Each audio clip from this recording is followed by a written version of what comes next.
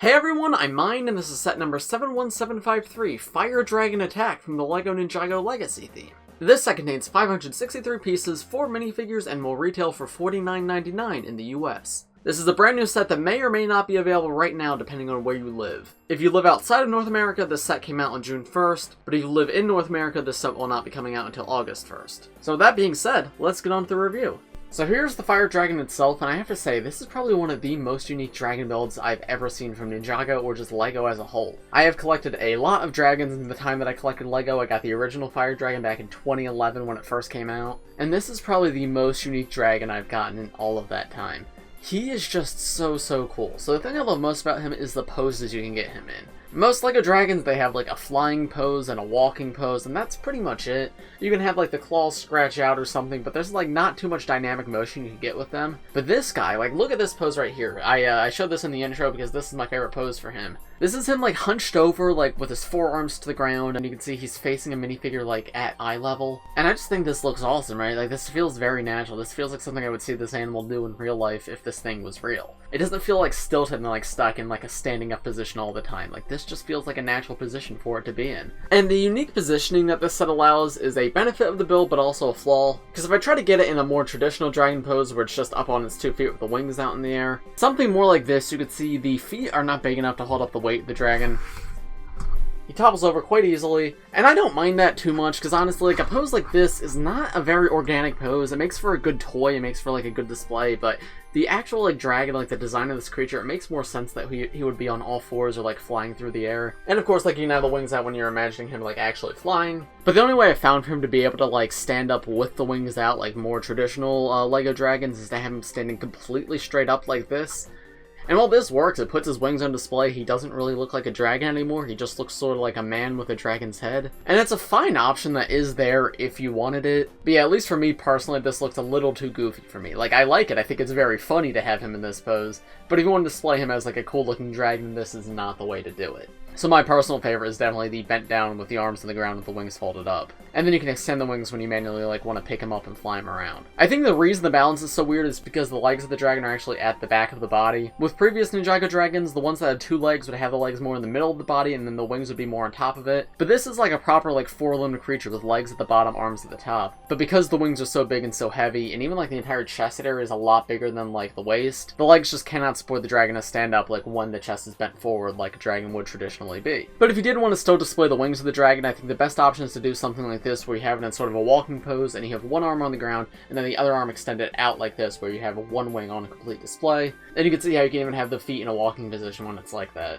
He doesn't have the traditional posability that dragons have, for better and for worse, but I think the posability that this guy has is far better than the posability like previous Ninjago dragons have had. And it's so cool to get a 2-legged dragon because we get 4-legged dragons so much, so getting a 2-legged dragon just mixes things up, and it's so cool to see a 2-legged dragon in the modern dragon style. Yeah, this guy just genuinely looks great, and I think the different poses you can get him in feel very organic, and it fits like this creature perfectly. It feels like a model of an actual animal, it doesn't feel so much like a toy, and I think that's really incredible. I love what they did here. Looking at the dragon up close, you can see here is the head mold for it. This is not a new piece for this set. This was originally introduced with the 2024 Plus version of this set, but it is a new color and a new print. This one's in dark red instead of regular red. You can see that there's these black holes going all the way up his head, and then there's like this bright yellow eye right here. Same thing with the bottom mouth piece, existing mold but new color for it. You can see it's in bright orange this time around, and you can see that it has dark red printing right there. One minor thing that I don't love is he does have like a hole in the center of his mouth that just comes out the back. This is because this jaw piece was originally used on the Legacy Golden Dragon in 2019, and that one had a stud shooter in its mouth. This guy, however, does not come with a stud shooter, so the mouth just seems open. You can put a stud shooter in there, like those 2 studs on the inside are still there to attach a stud shooter if you want, but none come in the set, so I don't like how it's open. As much as I'm like not the biggest fan of stud shooters, I wish that was there to give him something to have in his mouth, and then you could just remove it if you didn't want it. I appreciate having the option, because I don't think the just open mouth looks the best. And as you may have saw earlier when I was posing this, his mouth can hinge open. This is on a rigid hinge, so it actually keeps the mouth in place, which is really cool. This is something that doesn't exist on like the Jungle Dragon and the Water Dragon that I've reviewed from earlier this year. Those mouths can be nudged around a lot more while this one stays in place, however you put it. And the shaping on this head just feels very elegant. It's a nice like remake of the original rubber dragon heads from back in 2011, but redone in a modern style on a harder plastic with a smaller head. Yeah, I think this looks great. Another thing about it is the head is very small. You may have noticed the head in comparison to the body. It does seem very small, which I didn't like from the official images, but having the set in hand, I don't mind so much. I think it just really shows how huge and muscular this like creature is supposed to be. It makes it feel very wild. Yeah, I can see why some people may not like the tiny head, but I actually think it fits here. The head is connected on a mini ball joint to this neck joint right here that I can obviously spin and move all around however you want. This neck joint connects to another neck joint right behind it, and this backmost neck joint is connected with some rigid hinges, so you can move it down, you can move it up. Straight's about as far as you can move it up, you can't move it up any higher, but you can get it pretty much 90 degrees down if you want to have it like down that far. On this neck joint is a seat for Kai to sit. It's not complex at all, it just has 4 studs for him to like sit on. There's also this flag out the back that's very reminiscent of the stickers from like the original 2011 Ninjago sets. But this is actually one of my favorite parts of the set, because one thing I love about it is this entire seat area can just straight up be removed. We've had so many dragons where these seat builds are just like integrated into the main build, and if you wanted to take it off, you had to like redesign the entire dragon. But this time around, it's just connected to these 2 clips, so you can just take it off, and then you're left with just a completely wildfire dragon. There's just these 2 bars left over right here, which you can even remove those if you want. But yeah, I really like this. I think this makes it great for play and for display. For play, like I can imagine as a kid just pretending that like Kai is going to tame the dragon, and then once it's tamed, attach this back onto it. But just for display, like not everybody wants a tamed dragon. Some people might want to just have like a wild looking dragon on their shelves, and this gives them the option to do that very easily without like redesigning the entire build. Coming out of the dragon's back, you can see it uses a mixture of dark red and normal red just to create some variance. The entire thing's very smooth, no studs exposed. There's actually very few studs exposed in this entire set, which is impressive. The side just uses lots of different slope pieces for texturing. We have this more classic slope piece right here, some cheese slopes, and then we have this slope piece that was introduced with Master of the Mountain. The wing joint, of course, is right here, connected on a rigid Technic joint. And below that, you can see it has the tooth piece in orange, a gold bar piece in orange, and that leads us into the underside of the dragon, and the underside of the dragon is completely just this bright orange color.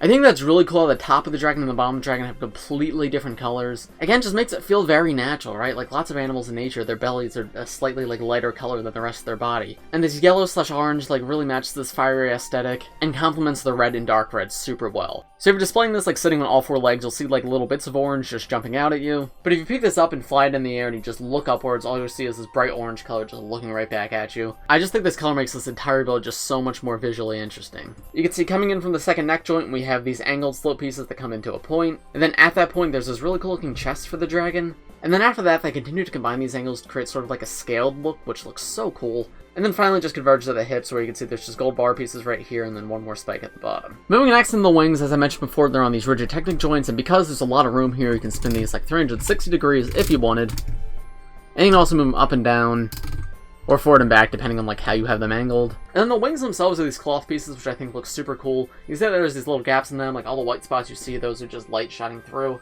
And while that does make me worry a little bit about tearing these when I'm moving these around, it does have a really cool look to them. And then the design of the wings themselves, they have like these black bones going up to like each of the points of the wings. And then this whole fiery effect coming off, you have dark red, the normal red, and then it goes into orange. And this entire wing is connected on mini ball joints, and that's how you fold them up, so you can just take one of these like spiked fingers right here and pull it up, and you can close the wings up like that. So you can have these wings as open or as closed as you want.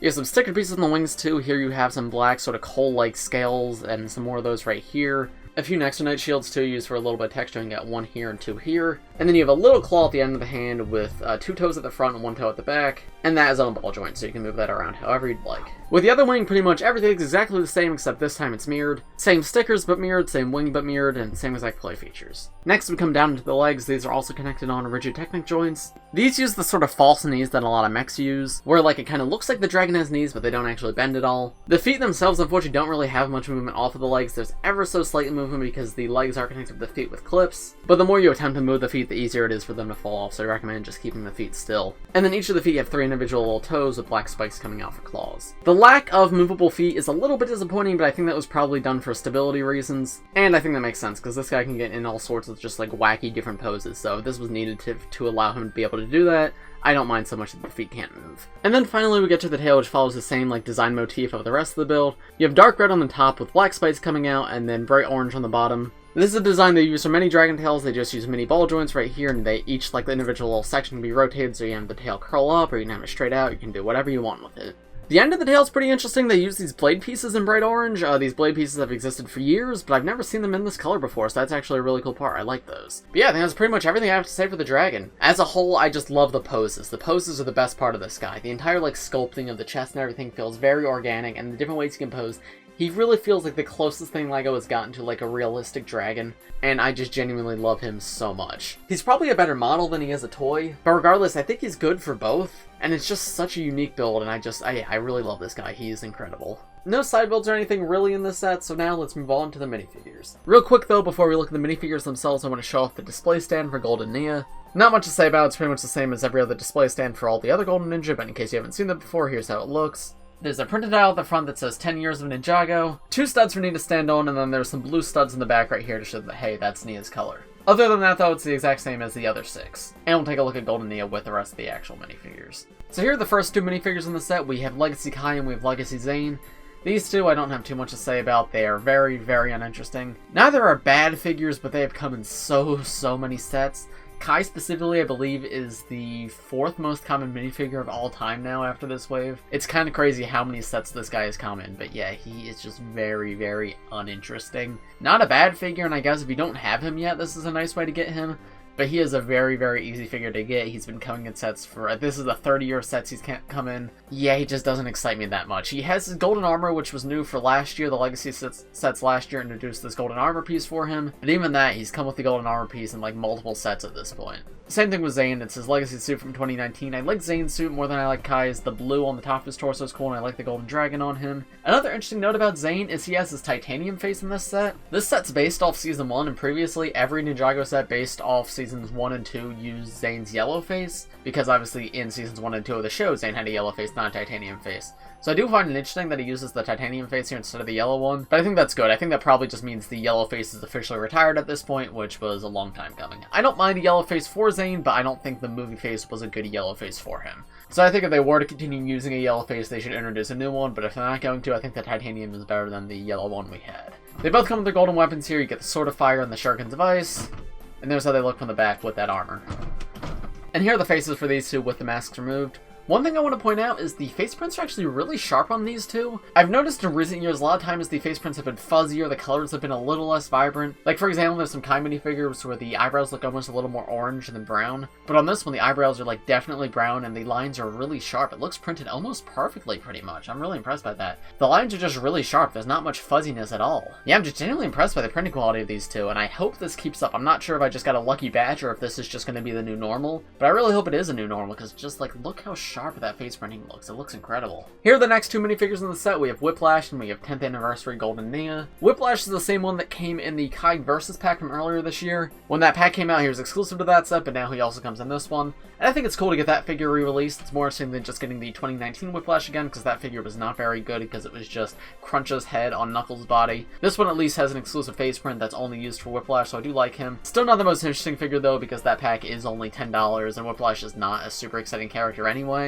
But I appreciate that they at least gave us the better version of Wyplash. But Nya for sure is by far the highlight in terms of minifigures of this set. All the other ones are just re-releases of old Legacy figures. Kai and Zane are both super common, and Wyplash is a common character, though this variant is more uncommon. But Golden Nya is exclusive to this set, and she is by far the most detailed figure in this set, and she looks excellent. Her hairpiece is actually exclusive here. This is the same hairpiece that's used on NRG Nya, but it's in a different color. It's still molded in black and this blue color, and it looks so good. I wish this came in more sets. I wish this came on more Nya suits, because this looks amazing.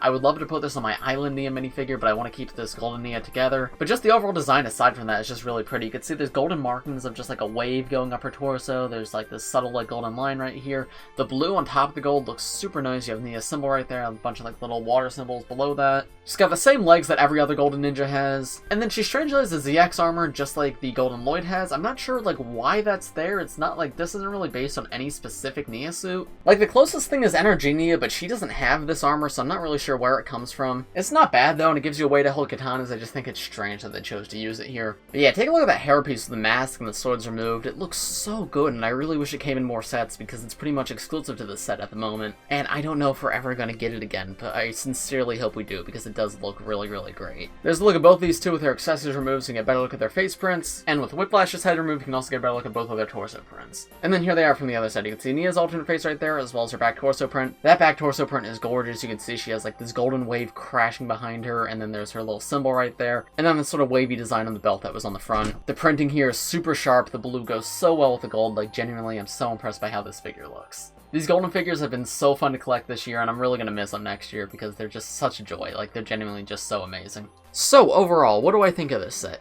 I think this set has an amazing build with a very mediocre minifigures. Golden Nya is great.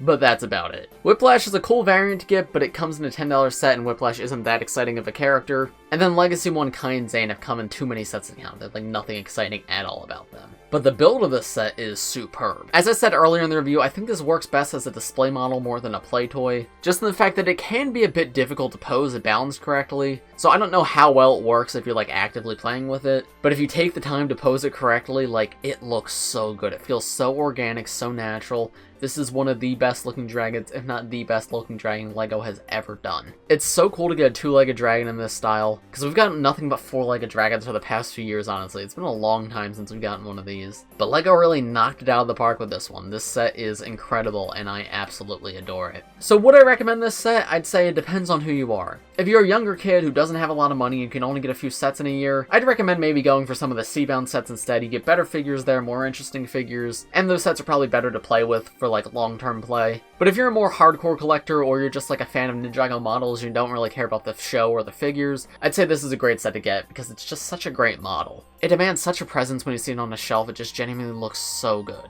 So yeah, I think that's my suggestion. If you're a hardcore Ninjago collector, or you're just a casual fan of LEGO who's not like huge into Ninjago, I'd say this is the perfect set for you. But if you're a big fan of Ninjago and don't get the opportunity to collect all of the Ninjago sets, I'd say this probably shouldn't be the first one you get. But as someone who is a very hardcore Ninjago fan who has collected so many of the sets, I adore this set. This is one of my favorites of this year. I can't wait to like compile my like favorites of the year list, because this is almost definitely going to be on it. This set is genuinely amazing, and I do recommend like a lot of you guys go pick this up. But those are just my thoughts. Let me know what you guys think in the comments below. If you enjoyed this video, please press like and subscribe if you're new.